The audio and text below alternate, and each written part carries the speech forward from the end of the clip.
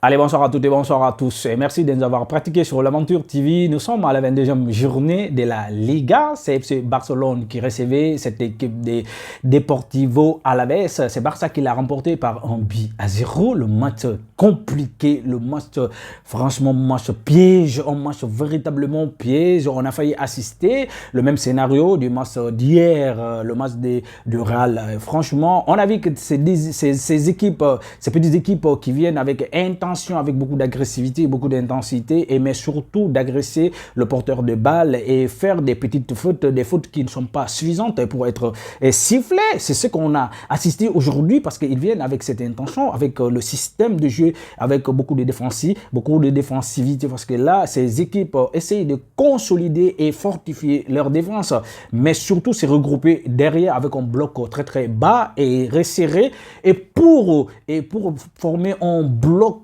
très très solide, un bloc vraiment qui ne sera pas perforé, un bloc qu'on ne peut même pas qui ne peut même pas avoir des fissures et même des brèches et pour passer. Franchement, c'est ce qu'on a assisté jusqu'à la fin de la première période. En tout cas, on a vu cette équipe a respecté à la lettre les consignes de leur entraîneur. On a vu franchement Moussa Diarra et ses coéquipiers étaient bel et bien en place. En tout cas, une très très belle défense. Mais très malheureusement, parce que là, Hansi Flick a compris le jeu, a compris le système qu'ils ont mis en place. Parce que pour ne pas tomber dans le même piège que le FC Real l'erreur que FC Real a commise hier, et franchement, pour ne pas répéter, pour ne pas commettre les mêmes erreurs, il faut rectifier dans les vestiaires.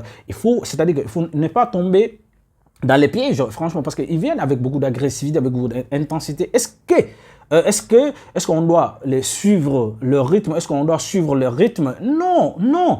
C'est-à-dire qu'on pose la balle, on essaie de les ressortir proprement, ou bien même d'ailleurs essayer de sauter sur la défense, parce que les attirer et essayer de sauter sur la défense, c'est ce qui s'est véritablement passé, parce qu'on a tenté du côté des Yamal, parce qu'il y a eu beaucoup d'agressivité, les énerver.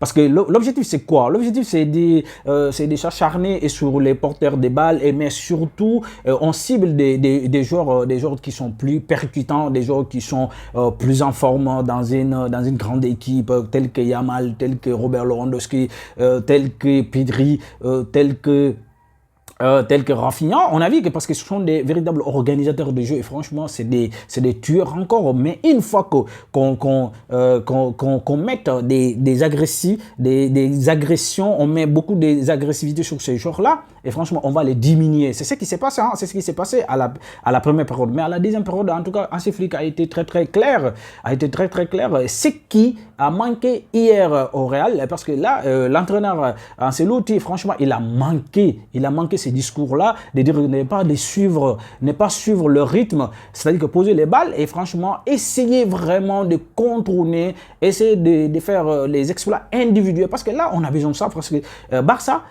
c'est une équipe,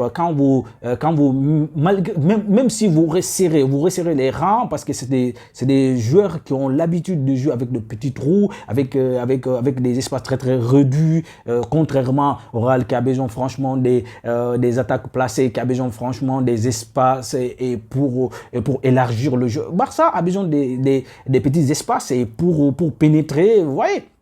On a vu des petits, parce que là, ils sont venus avec ces équipes telles que Alavés, telles que Espanyol de Barcelone, et ils viennent avec beaucoup d'agressivité et surtout faire des petites fautes qui ne sont pas suffisantes pour être sifflées. Ce qui s'est passé aujourd'hui, mais en tout cas, Robert Lewandowski qui n'a pas été tout simplement, il n'a pas été ouf, ce n'est pas Robert Lewandowski qu'on a l'habitude de voir. On a vu depuis pas mal de temps, Robert Lewandowski, il est en difficulté, il a manque de réalisme aujourd'hui. Mais c'est lui qui a sorti Barça aujourd'hui dans ses pétrins, et parce que Barça a failli passer à côté, parce qu'arrivant à un certain moment donné, les joueurs ont commencé vraiment à tomber dans le piège, parce que ça a été très très dur. À chaque fois que Barça Barça vient avec une très bonne intention d'essayer de contourner cette défense. Était très bien en place, hein, était très bien en place parce que Moussa Diarra et ses coéquipiers étaient très bien en place. Mais surtout le gardien de Guinée équatoriale, franchement, il a été tout simplement exceptionnel aujourd'hui parce que là, il a été présent, il a sorti des balles. Barça, même si vous regardez les statistiques en parlent aujourd'hui, Barça a eu 71% de possession des balles contre 29%. Barça en a fait 11 tirs au camp. Il n'y a que 4 tirs cadrés. Cette équipe n'a fait que 3 tirs, 0 tir cadré, 0 tir cadré. Mais si vous regardez, franchement, statistique qui me fait rire, qui me donne même la chair au poule, franchement, parce que ils ont commis plus de 20 fautes, franchement, 20 fautes commises par cette équipe d'Alaves, franchement, parce que là, ils ont accentué, ils ont mis un accent très fort sur l'agressivité, on a vu qu'ils n'ont zéro relâche.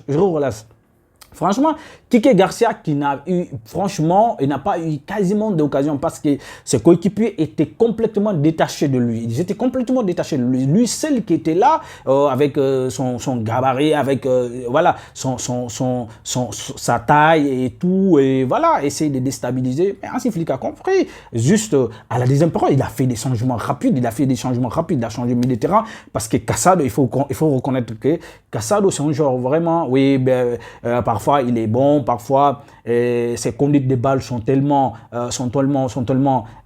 lui échappent. Ses conduites de balles souvent lui échappent, quoi. Franchement, il va falloir qu'il travaille sur ça, quoi. Il travaille sur ça, mais contrairement à Frenkie de Jong qui a des contrôles qui sont collés au pied et qui a des visions de jeu également, et avec une expérience hors norme. Franchement, on a vu cette équipe Barcelone vraiment avait des atouts. Il faut les exploiter, il faut les mettre en place, il faut mettre en place et également les exploiter. Franchement, on a vu que ces équipes-là commencent à poser des problèmes, des grandes équipes.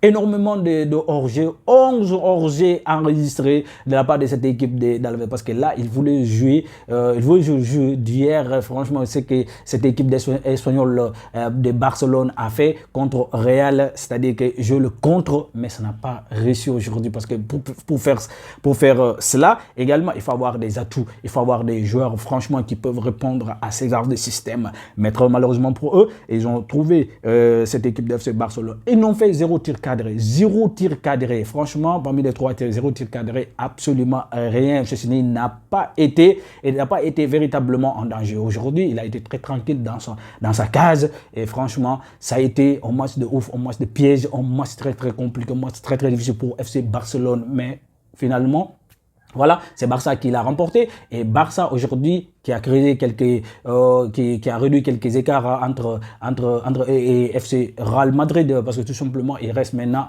4 points avec Atlético Madrid 3 points. Et franchement, les gars en train de se réussir encore une fois, et alors qu'ils nous ont créé encore beaucoup de suspense. Et voilà, en tout cas, tant mieux pour le football européen, tant mieux pour le football espagnol, tant mieux et pour les supporters du Real, les Colchoneros, les Blaugrana, les Madridens, les Merengues. En tout cas, ça nous va bien, ça nous va, voilà, nous on est heureux, et en tout cas les supporters, des fans et des fanatiques du foot, franchement, ça nous rend heureux quand même. Et voilà, c'est tout pour aujourd'hui. Nous vous donnons rendez-vous la semaine prochaine pour un autre débriefing, avec une autre rencontre, avec beaucoup de sensations, et franchement, des belles choses. Ça se passe ici sur l'Aventure TV. Activez la cloche de notification, mais surtout abonnez et partagez. Allez, merci.